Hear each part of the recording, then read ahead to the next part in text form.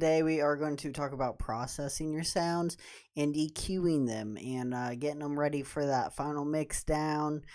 The song's pretty much complete. All we have to do is mix it. That'll probably be the next episode, and then export it. And well, mix and master will be one episode, and then after that we'll probably do cover art for it, and then after that we will put it on the stores, on iTunes, Spotify, all the stores, iHeartRadio, all that stuff. And I'll show you how to do that too. So let's get right into it. Let's process these sound. Well, they're already processed. I'm just going to show you what I did. Let's do this. Make sure to like the video, subscribe if you want to see the next episode, and hit that bell to get that update when the videos come out. Let's go. All right, you can see I have everything set up right here. So what I want to show you right now are my drums. So this is how I've been doing my drums recently, and for a while now, ever since I switched to Bitwig. I will do it in the drum machine. I'll have a drum machine and have my drums in MIDI, and I'll have all this is muted right now, but a nice kick. I layered these kicks. I have that kick, and then I have a kick down here. That's my top end. That's my low end. Together they are pretty fierce. I'll just play the drums.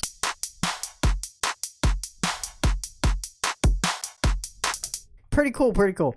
But after I EQ a little bit and layer the drums, I will export them down to audio. And you can see right here I have my kick and my snare in one group. Always want to separate your kick and snare into separate groups from your hi-hats, your fills, your cymbals, because you want to process your kicks and snare differently than you would your hi-hat, snare, and all that. So that's why it's set up like this, and it's all red. I do all my drums in red and my builds and stuff like that. And we'll get into the 808 now. So processing the 808, it's my normal thing. You know what I mean. It's my normal stuff. If you've seen the videos, you know the chain. You know the chain.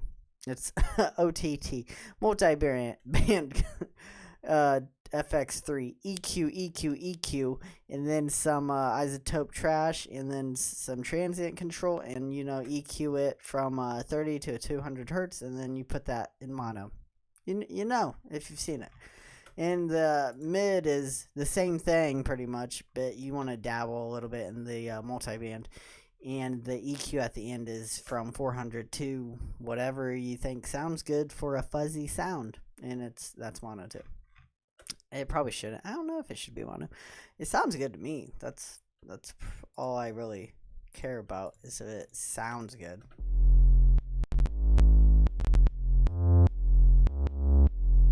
It might be a little staticky because my CPU is getting tore up right now, and it's not good. That's the sucky part about having a laptop. I need a desktop, but anyways, if I get rid of some of this MIDI and I bounce down some other sounds, it might be a little better. But doing the video and showing you guys my project, it's pretty rough on the computer, just saying. And I got a new keyboard, and it is nice. It feels great. But anyways, yeah, that's my sub pretty much. You know the chain. But on the group, the main group of the sub bass, I have my side chain right here. But also I've been using this isotope neutron, and the program might crash. I should not have opened this. Last time I opened this, and I wasn't even on, the video software wasn't open, that crashed. Well, it didn't crash. Bitwig doesn't trash. It just it does its thing. But I have a preset on here, and it's called, what's it called? It's called Clean 808, and I put that on there, and it sounds great. And you already heard it. So yeah, you just got to make sure your low end stays low. And then the drop, nothing too crazy. I got dual pan right here. It's equal gain. I've been doing this a lot recently. It's just been making my sounds like pan.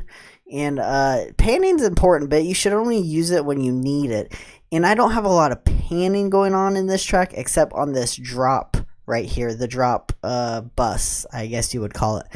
And bass one, there's a lot of stuff. Well, not really. There could be more, but It's just EQ, OTT, peak limiter, EQ. I already like the sound. I put a couple effects in Serum already on it, and I use those, and then I just use some more effects on the outside. This has EQ, reverb, flanger, OTT, peak limiter, and then some more EQing, just a little bit more EQ. And you can never have enough EQ, just remember that. Whatever you do, if you want to boost your EQ at the very end of your chain, just put an EQ and don't do anything with it, and it'll keep it good, nice and I guess I don't know what to say right now. Stable? I don't know. Stable, yeah, I guess. That sounds stupid. But yeah, the processing these sounds was not that hard. A lot of it, if you make a good preset or find a good preset in Serum or Massive, wherever, then you don't have to do much processing at all. And that's pretty much what I did. I just added all the effects I wanted in Serum, and then I would put some post-processing on it, and it really sounds good. Like, I really like this sound right here. This sound is good, actually. It's that reverb, it gives it that nice little extra crisp. I don't know why, it just does. It just sounds cool. And then I had to pull this EQ right here, the 4. I had a bell, and I put it all the way down. I smashed it because there was a frequency right there. It was acting up, and I just had to put it in its place. But this is the project so far.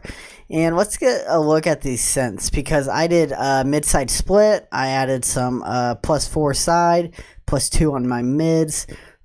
It's kind of like mid-side compression, but I use this in Bitwig. It's just a tool, and it just helps with mid-side, and this is how I do it. I know you can use mid-side EQing and stuff like that, but I don't. I just do all my EQing, and then I'll slap a mid-side split on there, and it works. It sounds good. I think it sounds great, actually. Let's listen to these.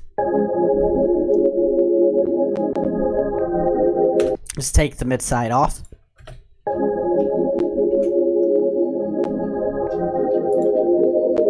It just boosts it, makes it sound good, nice and a little bit wider. It just sounds good, real good.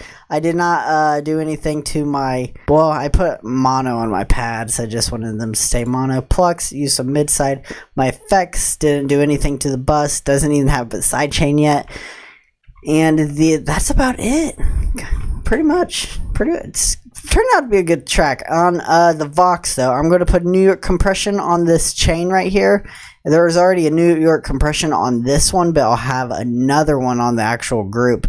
Or maybe I shouldn't do that. Actually, scrap that. Let's not put a New York compression on the group.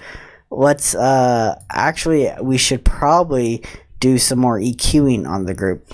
But that's just me. So let's go up. Yeah, it's pretty much the song so far. It's turning out to be really well.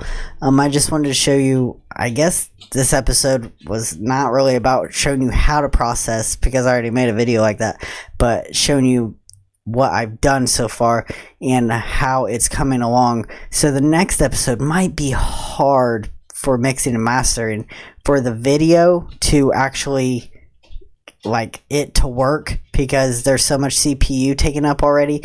But I'll just have to bounce down everything, but it shouldn't be no big. And this is my effects drop.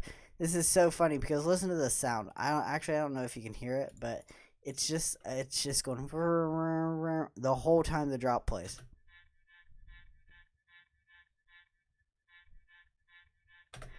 It just sounds cool, and it adds some texture, and I have like a crowd playing.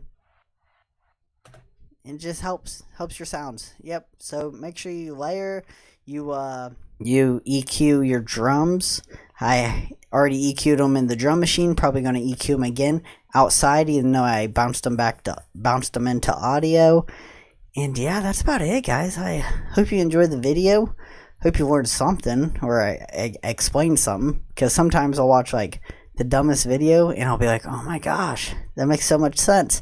So maybe you couldn't figure something out, and I made it make sense or something. I don't know. Maybe. Thanks for watching the video. If you liked the video, leave a like, subscribe, and comment down below. Tell me what you think about the song, I guess. Well, I didn't really play it, so you don't have to tell me that, but tell me what you think about the video, and I can't wait till the next one. It's gonna be mixing and mastering. It's gonna be cool. It's gonna be fun, especially with this whole computer problem I'm having with my CPU. But yeah, it's gonna be great. And I have a new song out. Go to Spotify. There will be a link down below. It's called Turn Up. I would appreciate it if you'd listen to it and give me your feedback. Tell me what you think. It's like a deep house trap style heavy bass thing. I don't know. There's a lot of stuff in there. But anyways, I just want you guys to have a great week and take care. Be careful. Be safe and peace.